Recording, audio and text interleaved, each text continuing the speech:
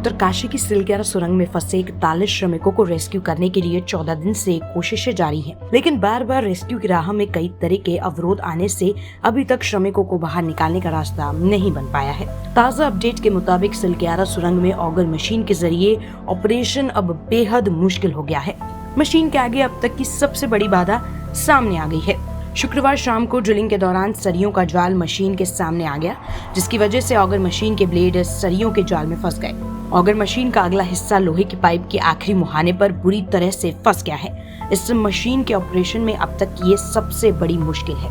Auger machine के blade को वहां से निकालना बेहद मुश्किल हो रहा है और फिलहाल एजेंसियों के पास कोई रास्ता नहीं है कि जाल काटकर मशीन को पीछे लाया जाए। मशीन की क्षमता है कि वह पाइप को दबा करके मलबे के पार ले जाए, लेकिन सरियों का जाल मिलने की वजह से अब ये रास्ता बंद हो गया है।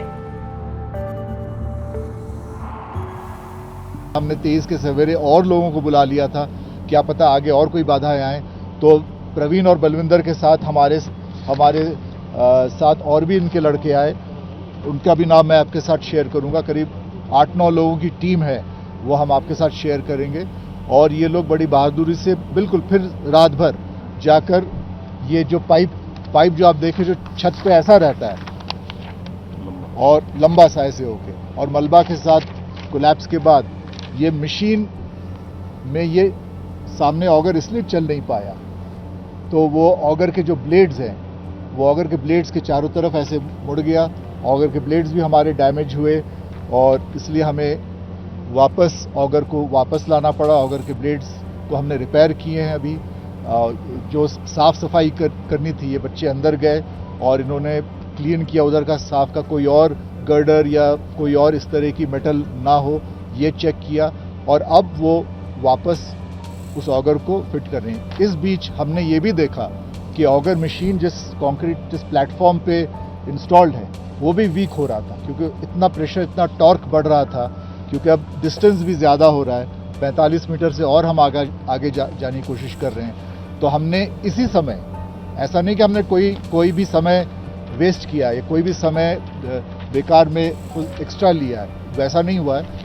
हम इसी समय जब ये क्लीनिंग हो रहा था, अंदर पाइप सफाई हो रही थी और जो जितने सारे मेटल के 4 पोल्स जो मैंने आपको अभी दिखाया, या उससे पहले भी जो गर्डर्स जो हमारे रास्ते पे अड़चन पैदा कर रहे थे, उसी वक्त हमने कंक्रीट का प्लेटफॉर्म किया, उसकी मतलब ग्राउटिंग की उसकी, और जो भी रॉक बोल्टिंग कहते हैं, रॉक बोल्टिंग भी की हमने, ताकि मशीन फिर से मजबूत से बैठा रहे।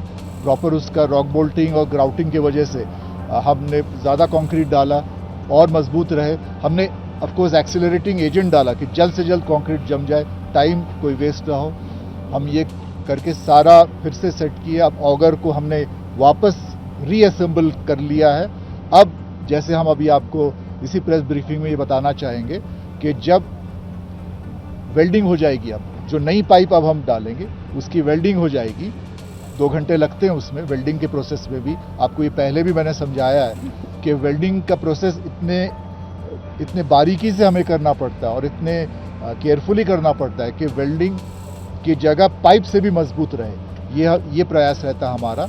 2 घंटे बाद हम उम्मीद करते हैं वेल्डिंग हमारी पूरी हो और हम पाइप पुश करें, इस बार आगे पुश करें। इस बार कोई बाधाएं हमारे रास्ते पे ना आए, कोई अड़चन और ना आए, ऐसे हम प्रार्थना करते हैं। आप भी कीजिए हमारे साथ, ताकि हम तेजी से और आगे बढ़ें। अब से थोड़ी देर बाद मीटिंग साइट पर सबसे बड़ी बैठक होगी, जिसमें वर्टिकल ड्रिलिंग शुरुआत करने का फैसला लिया जाएगा। वर्टिकल ड्रिलिंग के लिए मशीन को पूरी तरह से इंस्टॉल कर लिया गया है और अब उसे ऊपर चढ़ाने की भी तैयारी होगी। सीमा सड़क संगठन ने वर्टिकल ड्रिलिंग की जगह पहुंचाने के लिए पहले से ही सड़क तैयार कर ली है और अब ट्रैक की मजबूती बनाते हुए सामान पहुंचाया जाएगा।